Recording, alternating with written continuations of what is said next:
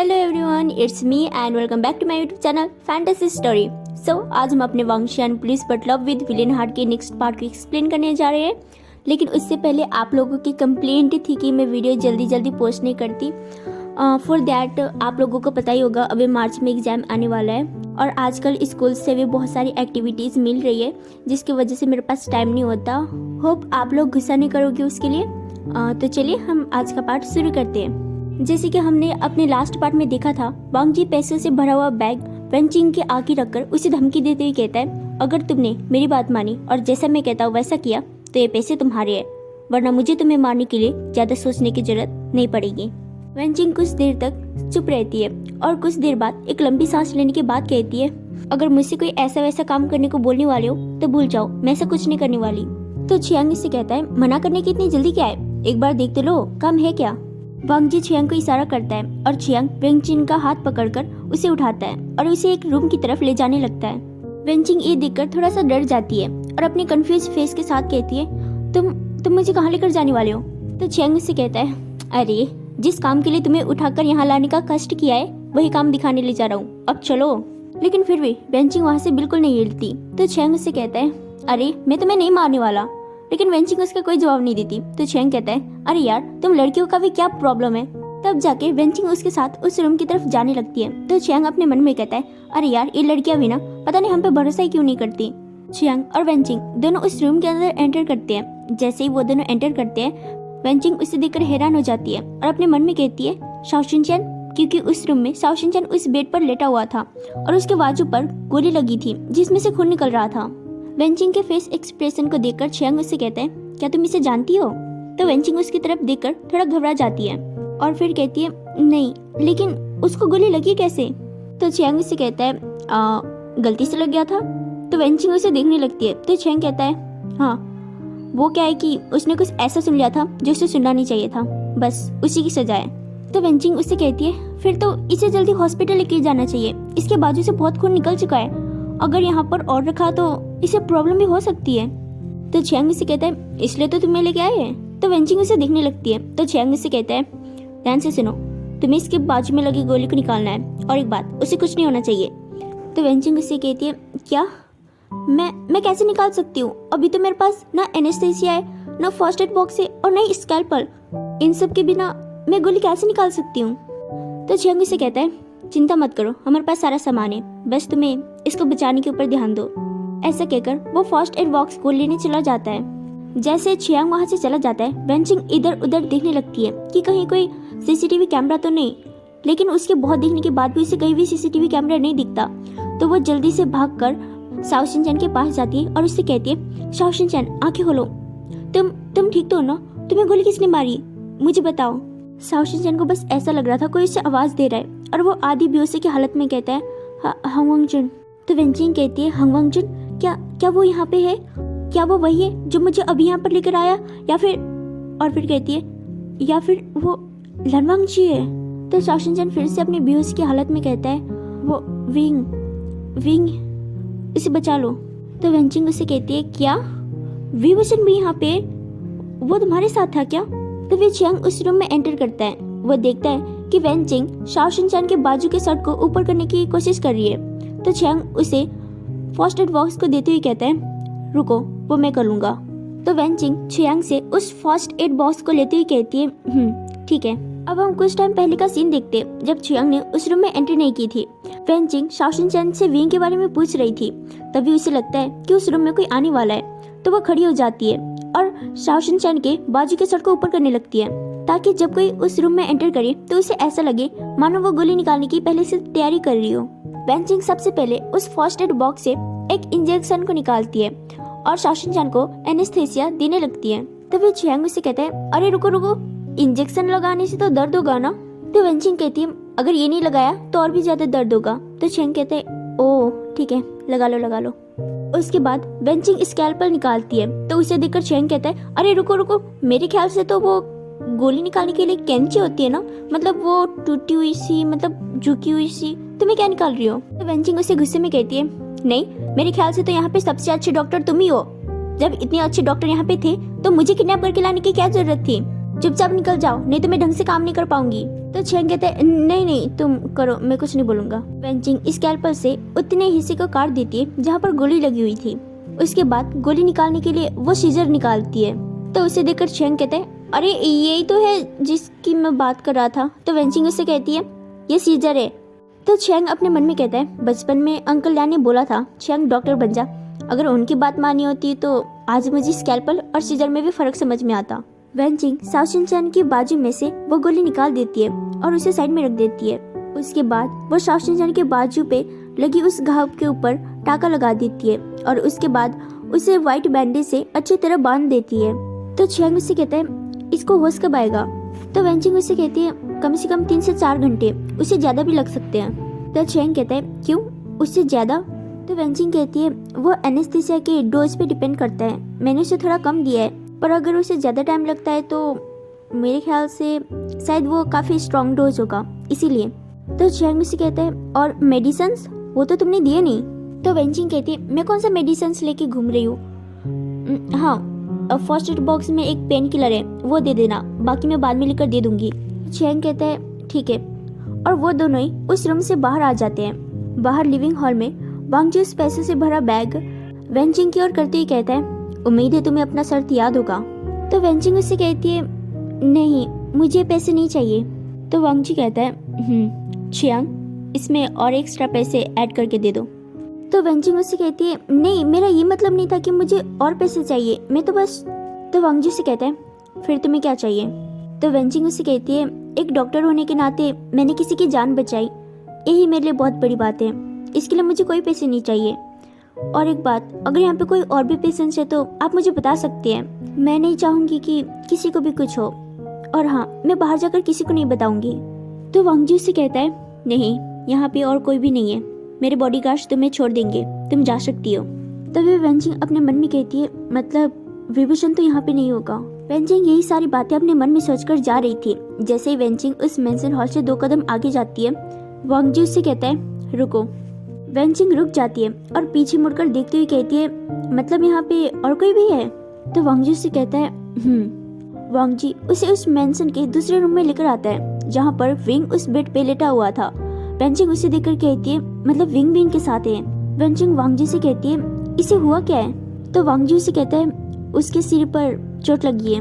तो वेंचिंग उससे कहती है अच्छा ठीक है मैं उसकी पट्टी कर दूंगी, तुम अभी जा सकती हो। तो वांग जी उससे कहता है मेरे सामने पट्टी करो। तो वेंचिंग उसे देखते हुए कहती है नहीं तुम लोगों की प्रॉब्लम क्या है, वहाँ पे वो जाने के लिए मान नहीं रहा था, यहाँ पे तुम जाने के लिए मान नहीं रहे हो। वांग जी उसे घूर कर देखने लगता है। तो वेंचिंग अपने मन में कहती है क्या कुछ ज्यादा ही बोल दिया क्या, ये ऐसे क्यों देख रहा है मुझे। वांग जी उस गन को वेंचिंग की ओर पॉइंट करता है। तो वेंचिंग अपने मन में कहती है क्या ये मुझे सच में मारने वाला है, मैंने तो इतना कुछ बोला भी नहीं था। तो वांग जी से कहता है लेकिन ध्यान रखना विंग को कुछ भी नहीं होना चाहिए। ऐसा कहकर वो उस रूम से बाहर आ जाता है और बाहर से दरवाजा बंद कर देता है। तो वेंचिंग खुद से कहती है ओह मैं कौन सा उसे मारने वाली थी, हद है। अब हम देखते हैं कि एक्चुअली विंग के साथ हुआ क्या था। वांग जी विंग की तरफ गन पॉइंट करते ही कहता है अब तुम्हें भी मरना पड़ेगा। तो विंग अपनी आंखें बंद करके कहता है तुमने ऐसा क्यों किया लांजा। तभी पीछे से कोई विंग के सिर पर वार करता है जिसकी वजह से विंग नीचे गिर जाता है। उस पर वार करने वाला इंसान कोई और नहीं बल्कि चियांग था। वांग जी उसको देखकर गुस्से में कहता है चियांग। तो चियांग उससे कहता है मुझे पता है तुम इसे मारना नहीं चाहते थे, अगर तुम्हें मारना होता तो कब का मार देते, वो बस बेहोश है। वांग जी बस वहाँ पे खड़े होकर विंग के फेस को देखे जा रहा था।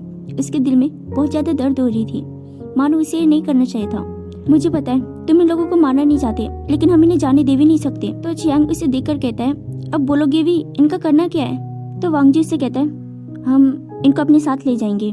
तो चियांग उससे कहता है क्या तुम्हारा कहने का मतलब है कि हम इन्हें किडनैप कर लें। अब क्या किडनैपिंग करने का भी नया प्रोसेस शुरू कर दिया क्या, अब तक तो सिर्फ लोगों को मारते थे।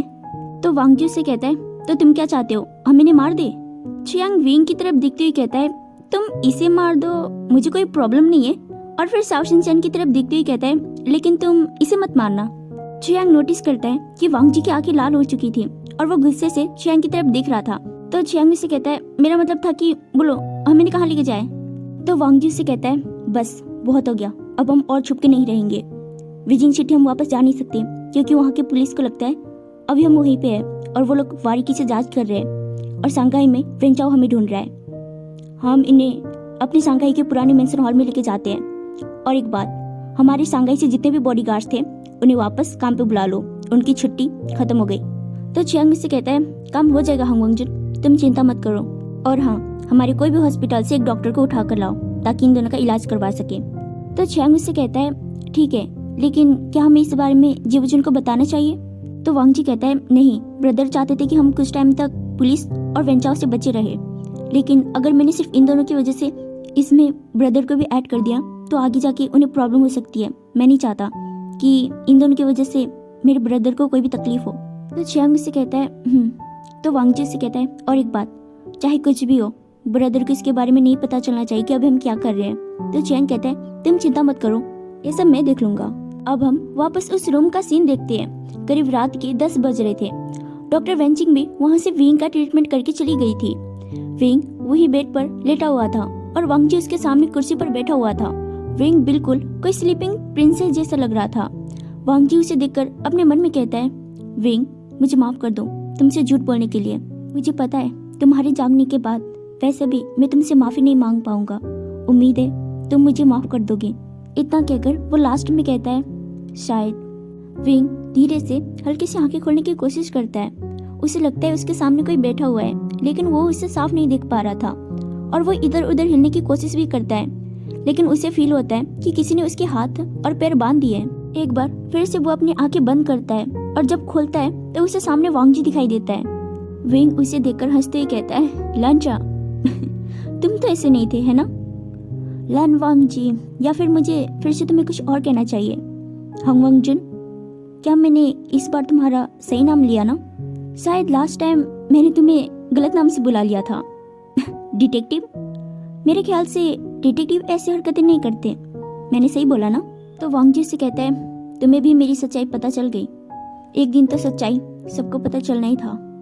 मैं इसी दिन का इंतजार कर रहा था।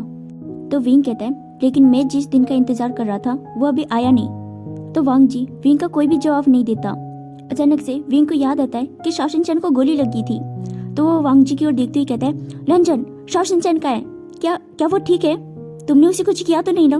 तो वांग जी से कहता है तुम्हें उसकी फिक्र क्यों हो रही है? तो विंग उससे कहता है क्योंकि वो मेरे दिल के करीबी लोगों में से एक है। विंग के मुंह से शाओशिन चैन के लिए ये सब शब्द सुनकर वांग जी को बहुत ज्यादा गुस्सा आता है और बहुत ज्यादा जेलस फील होता है। उसे समझ नहीं आ रहा था वो अपना गुस्सा कैसे कंट्रोल करे। वो अपने डार्क आईज से विंग को घूरते ही कहता है तो तुम्हें अपने बॉयफ्रेंड की बहुत फिक्र हो रही है ना? तो विंग उसे कहता है हाँ, वो मेरा बॉयफ्रेंड है इसलिए मुझे फिक्र हो रही है। तो तुम्हें क्या? कम से कम वो तुम्हारी जैसा तो नहीं है। उसने आज तक मुझसे कोई झूठ नहीं बोला।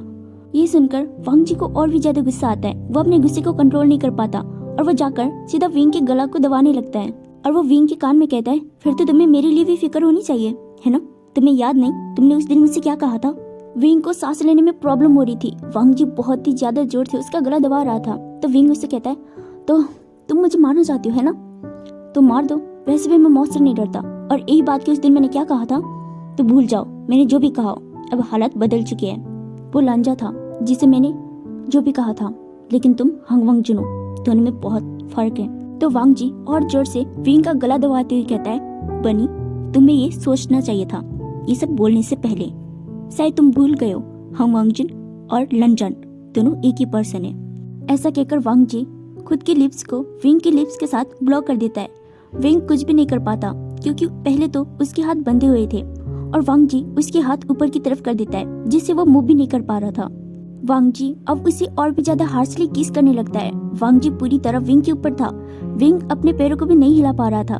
विंग को ऐसा फील हो रहा था मानो उसे सांस लेने में प्रॉब्लम होगी हो, इसलिए वो अपनी आंखें बंद कर देता है।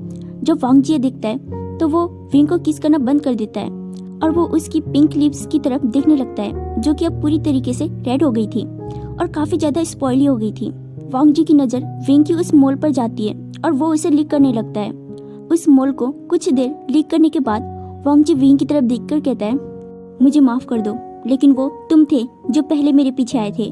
वो तुम थे जिसने पहले ऐसा दिखाया जिसे तुम मुझे पसंद करते हो, और अब जब मैं आगे बढ़ चुका हूँ तो तुम कैसे पीछे हट सकते हो?